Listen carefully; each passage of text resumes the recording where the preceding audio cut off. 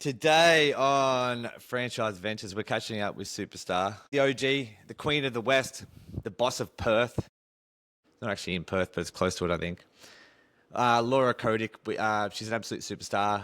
One of the funnest people I know, to be honest. And I don't know her heaps well, but she's been a customer of Fitforms for a little while now. And you know when you just have them interactions with random people, they're just fun. And instantly I know that she's a cool chick, and I wanted to get on here and chat. Was that in Big Dog? Here she is. Later. First of all, I just want to highlight that, like you said that you didn't brush your hair, and like look how you showed up today, mate. You look like $1 million. Thanks, Court. I actually did all this for you guys, so yeah. Otherwise, I appreciate I would normally look like shit. Yeah. Hair and makeup can leave now. Exactly. So good, mate. Thanks for. We've been talking about this for a little while, so it's really cool to finally land this and allocate some time to sort of catch up and learn more about you and how you ended up in F45 or fitness as a whole. But just to kick it off, mate, give us a quick introduction. Who are you? Where you're from? Give us a little bit of a background. Oh, okay. So who am I? I'm Laura. I grew up in Kalgoorlie, and I'm living in Perth now.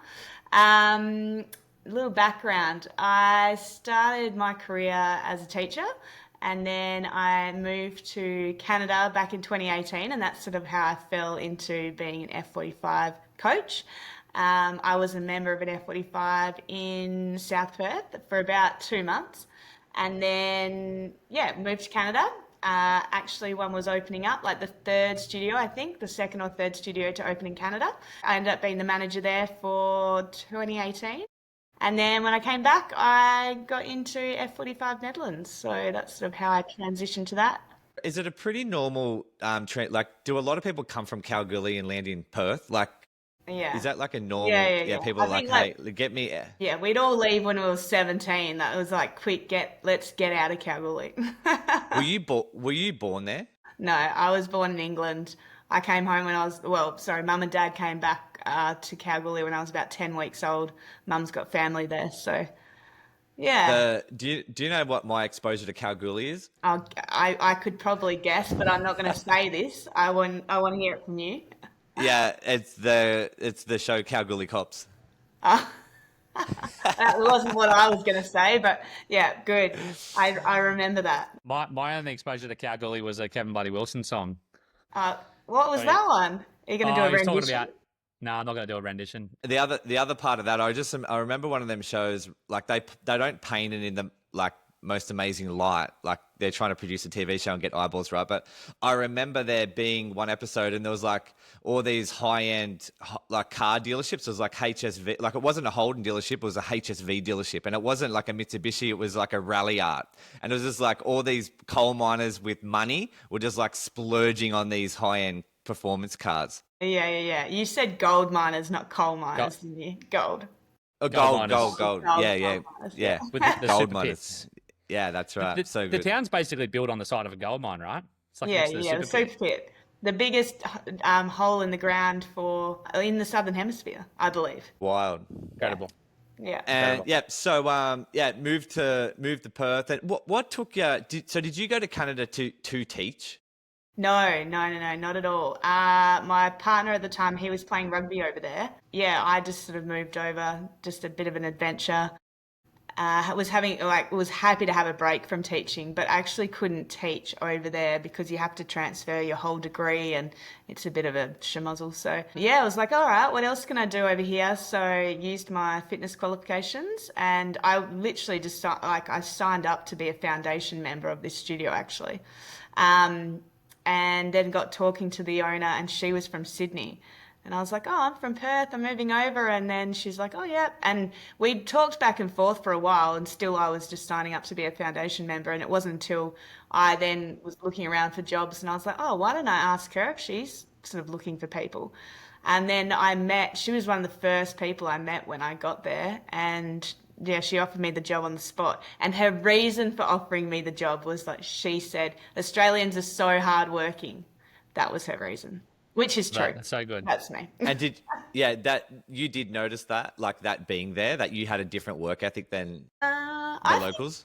I think the people, the team that I worked with in Canada, they were actually all pretty hardworking. I don't, yeah, but then maybe since I've gotten back, there was a guy I worked with, and lovely guy, but God, he used to dawdle doing setup, and that is like my biggest gripe. I'm like, we're in and out of here in half an hour, guys. That's it. That's all we've got. Like, it's like Yeah. you've just got to get your skates on, put on a good podcast or some hard hitting music, and make it a little workout of your own. But I'm not here to stuff around with setup. And he would put on like opera and just like swan around the studio, and I was like, nah, I can't deal with this. So we got shit to do. Yeah, I definitely have so much shit to do, and I don't want to be here doing setup. And then also, like, just, you're taking your sweet ass time, and I'm doing more work than you. So, yeah. What was it like? What was it like to live there, like in a different country? Like, was it a cool experience? Oh, I loved living in Canada. It was actually probably, it was one of the most fun times of my life. So, yeah, it was so good to be somewhere where, like, it's very similar, I guess, in so many ways to Australia, but yeah, it's just so exciting to be somewhere new and to be able to explore every weekend. And that's the terrible thing about coming home. You just don't do that as much. You just get into the daily life and daily grind. And yeah, you definitely don't do that as much. Is something I miss about living somewhere like Canada. And then you just travel around so much as well. The summer there was probably one of the best summers of my life, but it equally was the shortest summer ever. It lasts for about 6 weeks. So, Wow. you, and everybody goes away. All the camping spots are booked out like years in advance, but just everything comes to life. All the animals come out. It's so green. It's just so beautiful. So yeah, loved it. One of the best things I did there was a float. So we parked a car up the top of a river, and then we just got on like unicorns and flamingos and beers, and parked Wow. another car at the bottom, and then we just floated like 3 hours down drinking. Wow. That's mad. That Yeah, does sound like a vibe. that was. Like, Americans think that Australia is like basically the same as New Zealand, right? Like, and Australians like just assume that like Canadians and Americans are the same thing. Yeah. And when someone says that, like they reference New Zealand, it almost upsets us as Australians. It's like, what do you mean? Like, it's got nothing to do with us. And they're the same, right? Like, they get offended. It's like, like we're not them. Like, We're don't not call us American. to them. And so, how long were you in Canada for? I ended up being there probably 10 months, I would say. I had to come home for 4 weddings. So that was the decision we had to Wow. make. It was like, do we come home for 4 weddings and then go back, or do we come home for 4 weddings and then stay home? So, yeah. It's and it's interesting too, right? What you mentioned before is like, I'm sure even where you live now, there's like really cool places that you've never gone to. And it's the same as Zach and I. Like, we live in ultimately like a tourist destination, and we don't visit the restaurants. We don't go to the cafes. Like, we just stay in our little bubble. And everyone, like people, I think there's something like 10,000 people. Like, they'll have like Elton John will play here and 20,000 people will come, and like we'll just be at home. And I think that is one good thing about traveling, is that it forces you to go and explore, and you have a whole different outlook on life. Like, everything is exciting. Every small thing is exciting. Yeah, yeah, definitely.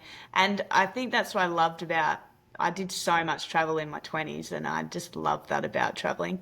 Just to be able to, yeah, go to different places and meet new people. And I did so much traveling on my own as well, which is a great way of doing it, because you just put yourself out of your comfort zone. And I think that actually made me become so much of a stronger person to be able to deal with something like owning a business as well. So I'm pretty proud of myself for what I did back then. And I also think, wow, I can't believe some of the things that I did. And where do you think that come from? Like, what gave you the ambition or confidence to go and travel like by yourself as a young lady? I think my parents were definitely very supportive of exploring and traveling. My mum did it when she was younger. She went backpacking around Europe, and she moved to Australia, um, and sort of traveled around through the country, like real country, worked in mine sites and things like that. So my parents were always very encouraging of my sister and I doing a lot of travel when we were younger. And I don't know, I just think it's maybe a part of who I am. I love adventure.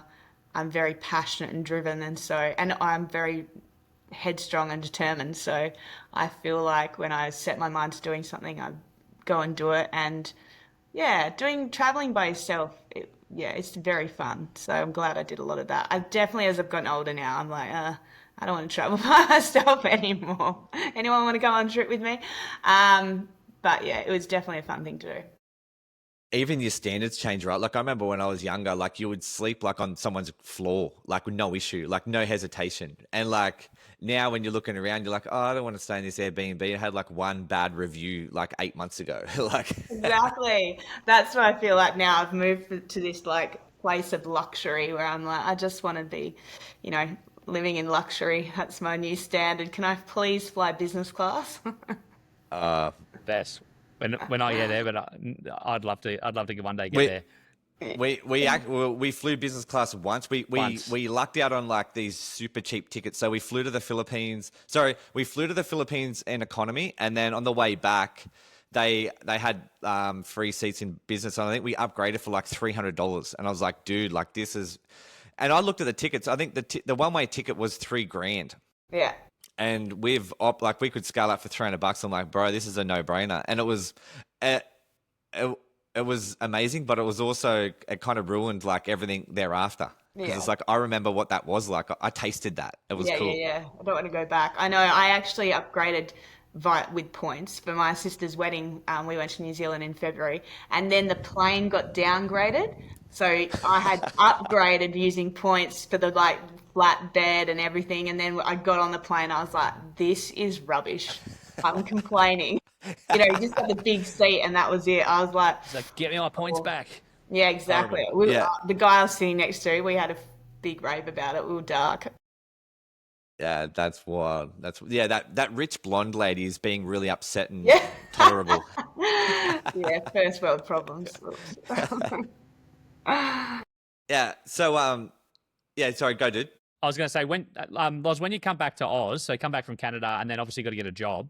So you mentioned there was like a heap of job offers. Basically, you're an F45 manager with experience coming back in, and sort of I think the manager put a post into the group chat and sort of said, "Hey, I got a staff member coming back." What was it like to sort of be sought after in that space too? Yeah, I felt really grateful for her for doing that because I had actually thought when I come back, I'm not going to go back into F45. I had a position lined up at Notre Dame University, a contract. And so she had sort of done that, and I was like, oh yeah. But then once I started getting the job offers, I talked to a few people. So it was the guy that owned Nedlands. He also owned Leaderville at the time, and he was probably really persistent. So everyone else emailed and were like, "Hey, how are you?" Like, someone emailed me from one of the Bali studios and we're like, "Oh, we're in Bali. It's not far from Perth." I'm like, "I'm from Perth. I know where Bali is." Yeah, just a few like other people around, even regional West Australia people were contacting me. But the guy who owned Nedlands, he was straight on the phone. Like he called me a number of times and was like, "I'm really interested. This is what the job is. That I've got 2 studios. I want someone to manage both of them, and I want to sort of step away a bit, and I just want someone who's going to be great." And so I was really attracted to that position in terms of managing the 2 studios, and seeing what that could be like as well. So yeah, I think I also had that sort of security of the contract at Notre Dame as well. But I did definitely find it, I found it a real personal struggle to come back and be like, what am I going to do? Am I going to now lean into being an F45 coach, or am I going to give up teaching? I spent 4 years at uni doing teaching, and then I've had this career. And yeah, it was a pretty big internal struggle for me, but obviously one that felt more authentic to me personally once I chose to lean into the F45 side of things. Was that like an identity thing? Yeah, and I think also at that time it was more like a personal thing for me, and like really having to work through, like really thinking about what other people would think of me. You're just going to be an F45 coach. You were teaching at universities. You're going to then just be an F45 coach, and it was mainly like, oh, what are people going to think of me? Which now I'm like, absolutely couldn't give a shit, and no one cares. Absolutely no one cares Yeah. what you do. It's they care about who you are and how how you make people feel is the most important thing. But yeah, it took me a while to really sort of ground into that belief and let go of that belief that it matters what people think of you, because it really doesn't. 100%. I was going to say, so that was your perception of, someone else, what you thought someone else's expectations were. Yeah, 100%. Yeah. Okay, cool. And what year was this when you come back? I came back in 2018 as well. So I first went 2018. over in 2017. I was there for 5 weeks, came back, did another term at school because I, again, had 2 weddings, and then stayed for that year. So 2018, yeah. Okay, so to 2018, you decide to take the role. You split between Notre Dame and then Nedlands and Leaderville management. And then, there was basically a 4-year 2 or 4-year stint of management before you kind of went to that next opportunity to sort of pick the studio up. What was that kind of 4 years like? Did you kind of start to build that seed in your mind that one day you might like to own it, or was it kind of an idea that sort of come out of nowhere for you? Yeah, I think it sort of came out of nowhere.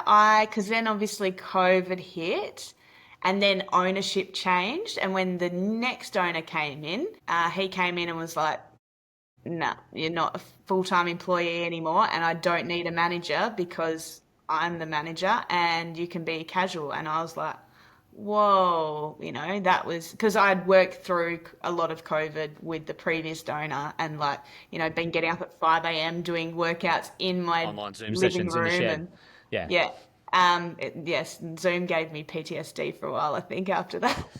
But yeah, so then that was another sort of identity crisis again, I guess. Then I thought, oh, okay, what else am I interested in, and what else could I do? So I actually went and did a diploma of land management and conservation, because I've always I was a geography teacher, and I had a real passion for environmental management. And then I thought, how can I do something to do with wellness, because I'm Pilates instructor as well, environmental, and then teaching. And I, had a bit of a plan of things that I could do.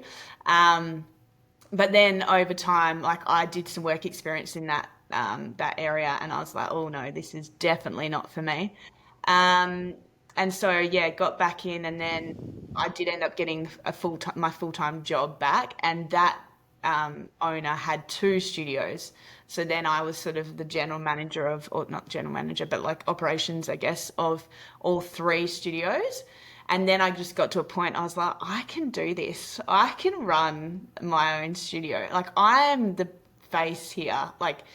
I am not the owner was amazing. I'm grateful for everything that I learnt from him. But at the same time, I was like, I've got this. I can do this on my own. And so that's when I started thinking about it.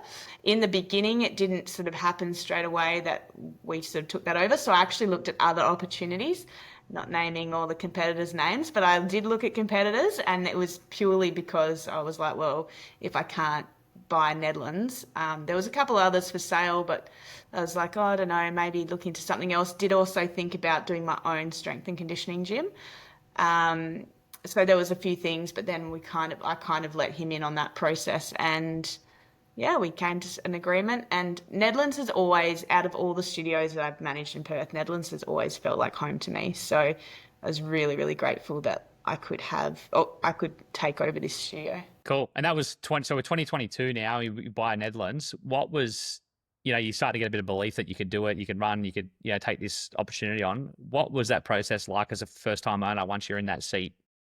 Yeah, well, that also took a little bit of encouragement, because in the beginning I thought, oh, should I be in a partnership? Should I do this with someone else, and have, own it with someone else?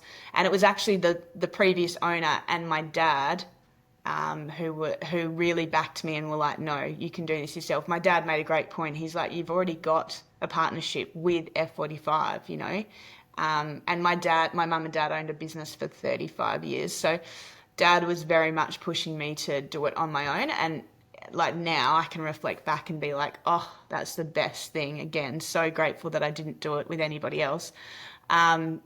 Just because I think about the type of person I am and how I run the business. And I'm like, I'm a very passionate person. And if something does not I like it, I'm like, let's do it this way. So yeah, that process in the beginning was just a big learning curve, I guess. I I had the support from my parents again, who'd had a business for a long time, and it's really amazing how life kind of gives you people when you need them. So I had other guys that I had actually managed. They had bought a studio, so I had their support, lots of F45 HQ support, and then friends, family, and I think that support really got me through that first 12 months, and it's just been a big climb ever since, really.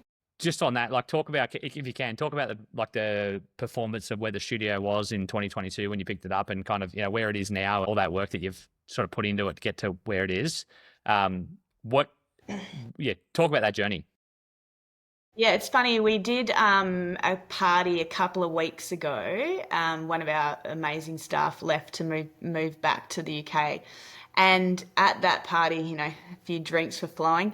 And a lot of people kept coming up to me and saying, like, you're so amazing and this studio is so amazing and you've built this community. And I kept saying to them, I was like, it's not just me though. Like, thank you. I really appreciate you saying that to me. But it's not just me. Like, I feel like this community or F45 Nedlands has attracted the type of people that are here that make it what it is. But I guess, like, I just have so much passion for what I do. And, like, that would be my biggest piece of advice to anybody who's wants to do a business. Like, I just feel so passionate about this place. So I guess it's like little things. For me, the priority really taking over the business was about the members and giving back to the members. So I think I lead with that. Like, everything I do, I'm considering the members. So, I don't know, for example, I did the refit last year, and the reason was because, a few F45s around us have closed down, and I was like, I want our members to feel safe. I want our members to feel like they can put their trust in us, and that I'm investing back into the studio, and they can actually see where their money's going, and where I'm upkeeping it, and I'm keeping it like looking great. Or it could be like coaching staff, like, I invest into the staff here because I want them to be the best, because I want someone to come in here, have an amazing experience, and then go out and tell their friends, and that genuine referral will bring more clients in than you could spend on marketing, because someone has an emotional connection with that. So I guess, like, when I took it over in 2022, the focus shifted from it just being a business to being really what F45 is all about, and which is a community.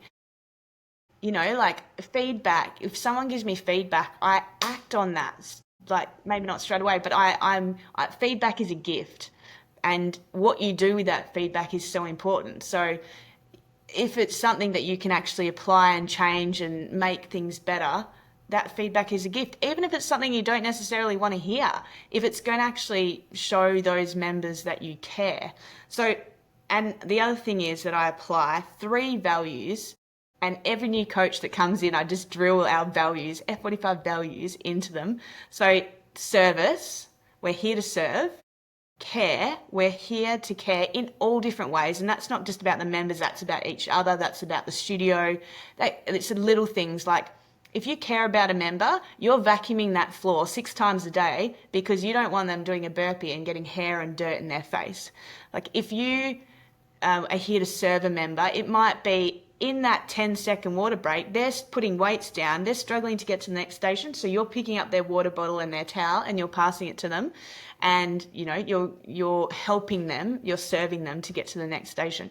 And our 3rd value is energy and passion, because if you also have the same passion that I feel for this industry and F45, then people can feel that. It's genuine. It's not, if you are in here and you don't give a shit about your job and you don't care about how members are performing, and it doesn't matter if someone hurts themselves, like, people can feel that, and that will also spread like wildfire throughout the community. And that's not what I want. And I think instilling values, very clear values, into our coaching staff, that has translated over the last 3 years or 2.5, 3 years. And then also just leading by example. So I do everything that the coaches in here do, but like I will lead by example. I'm at every event. I will clean the toilets. I will be here working on a Sunday. Like, you know, everything that I expect of everybody else to do, I'm leading by example. And I think that is really important for, again, getting your team on board and having a really good team and investing in them. I think it's so important if you give to your team, and yes, this has backfired on me before, but most of the time, if you give to people, they will give back to you. And if you, if you empower your staff as well, equally, they care more about your studio or the studio, and they also want to do well. So I don't think there's any secrets to running a successful business. A few people have said to me before, like, why are so many F45s closing? And there's lots of different reasons. We all know there's lots of different reasons. But I say to people, it's not just F45s closing. Think about all the different businesses that are closing, and a number of businesses that close sometimes is to do with how they're operated. And, you know, that's really important. Not to say that it can't be all sorts of other things, landlords and issues with rent and competitors and all the rest of it. But all you can do, one of the best pieces of advice I got before I took the business on, was all you can do is focus on what you're doing inside your own business. You cannot worry about what's going on around you. Yeah, so you control the controllables and then let everything else just manage itself. Yeah, I think it's great advice. What would you say to, in a way you've already answered it, but what would you say the biggest thing for maybe another owner looking in and kind of wanting that secret sauce? Like, is it community? Is it coaching sort of standards? Like, if you could kind of point to one thing that, Laura's doing, what do you think that would be? I think my focus is, and my passion has always been community, definitely. Because, again, I think it's about giving people a place that they feel safe. It's about giving some people that sense of purpose, but also just a sense of connection and belonging. Like, you know, we all went through COVID and we are now so more digitally connected that we don't necessarily have all those face-to-face interactions. And that, I think, is still the most important things people can have is that sort of face-to-face interaction, because you can feel people's energy, you can feel people's excitement, you can feel their genuine authenticity, I guess, and happiness. So I think community is the biggest thing. We do a lot of community events and we often find that the same people come along, and that's fine too. But it's really nice. Like, so many friendships have formed in here. I've got really good friendships in here. And even I went for a walk around the local park this morning and I walked past a guy that hasn't been in the studio for about 3 years. But I see people in the community all the time and I'm like, hi, James, you know, how are you? Yeah. And that is something that I really love. I hope that other people really enjoy it too, but I moved to the community as well. I think the year before I took the business on, and that was to be in the community that I was working with and fostering as well, because I love going to the petrol station and then being like, oh, hey, how are you? How are you doing? You know, or like I went literally on a Saturday a couple of weeks ago. I left the house, went to the beach, went to the shops, then caught up with a friend for drinks and saw 7 people that I knew for F45. Some not members anymore, but it's just still so nice to have that. And I guess maybe growing up in Kalgoorlie, that country, it almost has that country feel where you know people. I love that. That's huge. And a lot of people would hear that and like when they leave work, they don't want to interact with people and they don't want to meet someone at the petrol station. They put their head down and they see someone at Kmart, they sort of avoid them, right? You know, you're out there looking for that connection and looking for that interaction with people. And I think that sort of shines through. Do you have any like memorable kind of stories or experiences from like, things that happened with members in the studio? Anything that sort of sticks with you that like from a, like a cool member story that's happened in the studio? Oh, I feel like I probably have a lot of cool member stories. Well, we've got one member in here. Actually, this is a piece of his art that's hanging up in my office that he gifted me. But he's an artist. So he's one of our really dedicated, very supportive members. And a couple of years ago, did. So he's actually, or I'm just looking up on the wall, he's already done 1,750 classes in 4 years or something. He's very dedicated member. But he did an art show about 3 years ago and, invited a whole heap of people from F45. And I think there was about 25 or 30 people at his art show. And it was just, we had this big group photo of just like F45 group photo that we put on our social media. And that sort of story is just so, like the example of what community can be.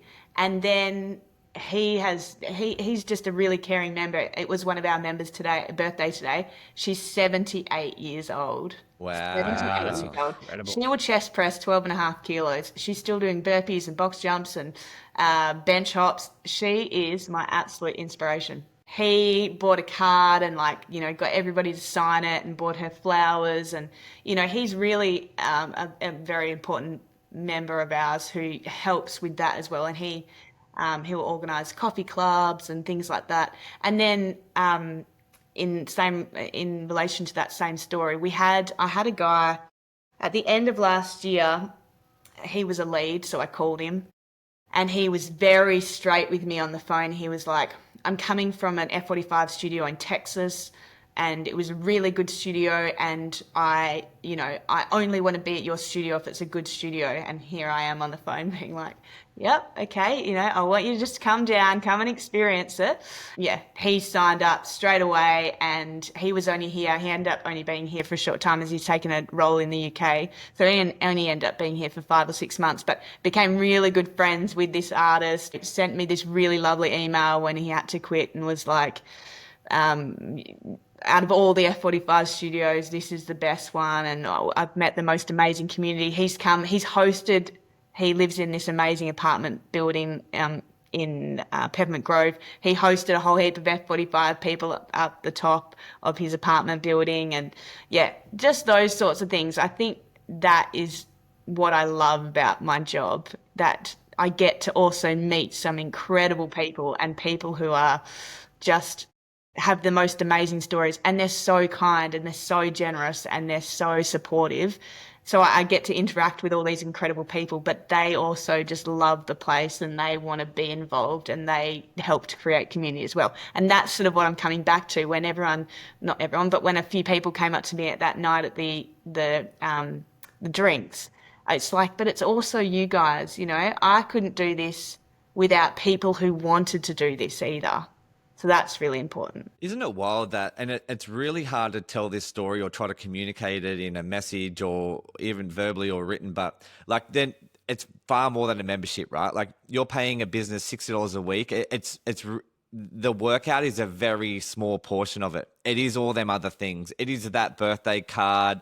It is them 25 people supporting you at your art exhibition. They're all the things that go undervalued because they're not a monetary thing, but it's incredibly important to each individual. And the retention is likely not so much because of the programming and far more because they know that the around them that they train with support them and care for them. Especially when you're doing a workout, right? You can see them early morning classes, everyone is still a bit quiet and quiet and tired, but 20 minutes into it, everyone's energized, and by the end of it, everyone's hugging. The feeling of doing a workout with people that you care for, it's very, very special. Yeah. And I was just going to add to that with you want to sell a membership and say, yeah, it's $60 a week and come in and whatever. But it's also for that, how you feel when you leave. So exactly like you said, you might come in tired and, be feeling a bit shit, but you leave. And that I think that's also equally so important, that you can't explain that to people. You just have to experience it. Yeah. Yeah. That's what I say to all my coaches, you have a job with making sure people leave feeling them better than when they they got here. And you can do that with our values, our 3 values. You can do that with just a conversation and remembering it was their kid's birthday the other day. And then you can do that with progressing them on a box jump so they feel like they've achieved something really amazing, or a chest press or something like that. But yeah, you nailed that in terms of you can't sell that. It's a whole experience, and it's something that that's what I mean about the community and how important it is that people speak so positively of your business out in the community, because that they will trust. If I come and tell you that, you'll trust what I'm saying. If I put up a billboard on the highway, someone's not going to connect with that in the same way as they will with a genuine, authentic connection of like, I love this gym. It's amazing. You know, the coaches are great and the workout's amazing and I feel really good when I leave. You should come and try with me.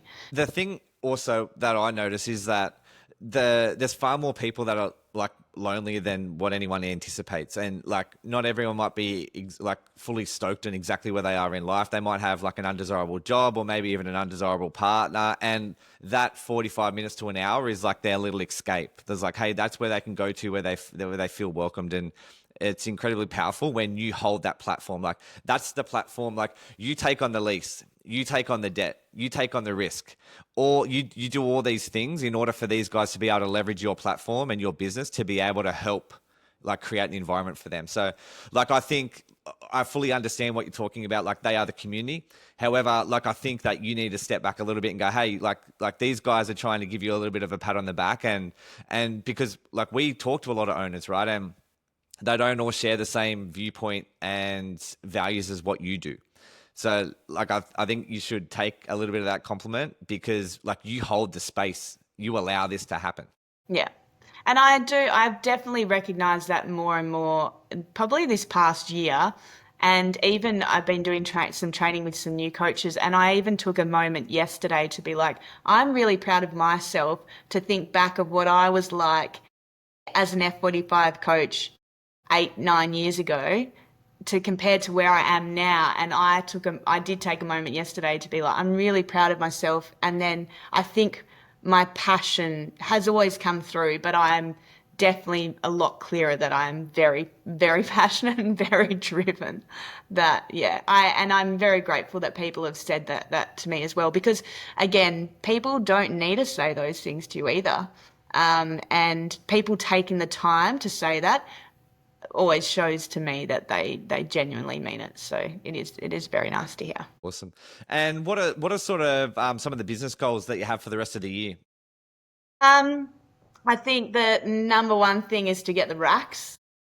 But Yeah. we won't go into too much detail about the barriers of that. But that I've been saving for that since that sort of came out. And again, to give back to the members. So it's like, as soon as I found that out, I was like, okay, I don't necessarily want to take on more of my business debt, so loan. So I've been saving for that. But yeah, that's definitely a goal of mine, because I do think it's going to lead to an even better experience in here and more value. And then I think in terms of growth, there's always room for growth with members. And that is such an important thing, because it also helps to build the community, but equally I see it as an opportunity to help more people as well. So it's like, my goal is to help people live happier and healthier lives. And so the more opportunity I get for that, the more grateful I am. I've really finally had a bit of a tumultuous start to the year in terms of staff, but I've really got some amazing, incredible staff who are supportive. And I think just keep on developing them and give them opportunities for growth as well, just like I had. Because as I said before, empowering your staff, and especially young people in the industry, I think it's really important that and I know, Zach, we've talked about this a little bit, but making sure we've got a new generation of F45 owners coming in, whenever that is.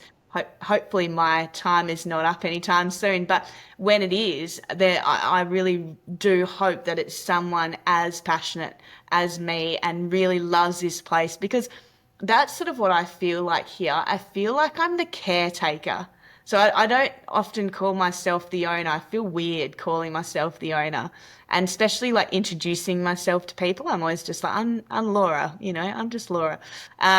Because I'm like, it sounds a bit wankerish being like, oh, I'm the owner. But yeah, so one of my girlfriends did say to me, she's like, no, you need to say I'm the proud owner. So I've got a video on Instagram where she's like, you're saying that. I'm like, okay. So I start by like, oh, Laura, the proud owner of F45 Nedlands. But yeah, I really do hope that it is someone that comes through and they have the same respect, I think, for this place and the members, and have this, or have their own values, but similar values in that it's about giving back. It's not about like take business. Like I that doesn't sit well with me personally. It's about like, how can I be the caretaker of this amazing place and keep it going, because we obviously know that F45 has been through such a big transition, and the direction it's going in the fitness industry is so amazing, and it's important, and places like this are such a a real important or essential part of communities, I think. Absolutely. Agree 100%. It's been amazing to catch up with you, mate. I truly value taking an hour out of your day to catch up with us and to give us a bit of an insight of your life and your business. And I think after this chat, it's very evident to understand why your business is exactly where it's at, where your values lie. And I said at the introduction before you jumped on, right, is like, there's a lot of people that we interact sort of day to day, and we don't interact day to day, but we do interact every now and then, and it's always a fun interaction. Like you're always fun, you're always energetic, and I value our conversations, and I look forward to hearing from you. And yeah, you're a bunch of laughs, mate, and I appreciate you very much. Oh, thanks, guys. I also appreciate you too. I equally feel the same. It's always nice. It's just easy going with you both. Yeah, which is what I think good relationships are like. Absolutely. Totally agree. Thanks, Loz. Appreciate you, mate. Until next time, take care. Thanks, guys. Thanks Laura. Thanks, Mate. Bye-bye.